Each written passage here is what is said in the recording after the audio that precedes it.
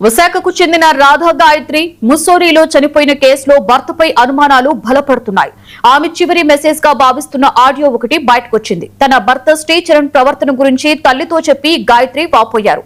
తనను అనుమానపడుతూ అత్తకు చెడుగా చెబుతున్నాడని, మనసు విరిగిపోయిందని తెలిపారు. కాగా భర్తపై ముస్సోరీలో కేసు నమోదవగా ప్రస్తుతం అతను పరారీలో ఉన్నాడు. అమ్మ, మా అత్తగారు ఫోన్ చేశారు. ఎందుకమ్మా ఇవన్నీ వస్తున్నాయి, నేను ఈ మాటే విన్నాను, ఇవన్నీ చెప్పారు. నేనైతే అత్తయ్య గారు, నా మనసు అయితే ఫుల్ గా విరిగిపోయింది. నా గురించి ఇలా బ్యాక్ బైటింగ్ చేస్తున్నాడు అని నేను చెప్పేశాను. అందుకు ఇలా అని చెప్పాను నేను. సో ఏమైనా ఉంటే అత్తయ్య గారు, మీ అబ్బాయి ఏదైనా నేను తప్పు చేశాను కానీ ఏదైనా చెప్తే కనుక నేను వాడిని కాల్లో యాడ్ చేస్తాను ఉండమ్మా అన్నారు. నేనైతే తనతో మాట్లాడదలుచుకోవట్లేదు. మీకు ఏమైనా చెప్పాలి అనుకుంటే ప్లీజ్ మా మమ్మీ వాళ్ళతో మాట్లాడండి.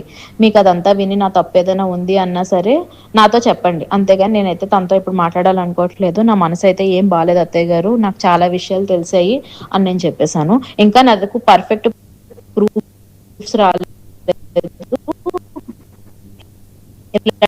డాడీ తెలిసిన వాళ్ళతో మాట్లాడితే వాళ్ళు అదే చెప్పారు, మీ అల్లుడు తప్ప ఇంకెవరు చెయ్యరు అని చెప్పి.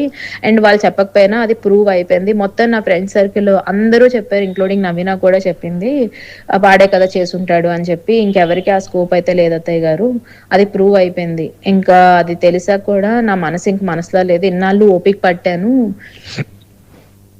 ఏంటంటారు, ఎన్నాళ్ళు ఓపిక పట్టాను, పోల్లే అక్కడికి వెళ్తే మారుతాడేమో, కొంచెం తనకు మారుతుంది బిహేవియర్ అని చెప్పి ఓపిక పట్టాను. కానీ ఇప్పుడు తన అన్ని లిమిట్స్ క్రాస్ అయిపోయాడు. ఇంకా నేనైతే ఏం మాట్లాడదలుచుకోవట్లేదు, నా మనసు అయితే బాగాలేదు, ఇప్పుడు నేనేం మాట్లాడదలుచుకోవట్లేదు తనతోనైతే అని చెప్పేసాను. అమ్మ, మా అత్త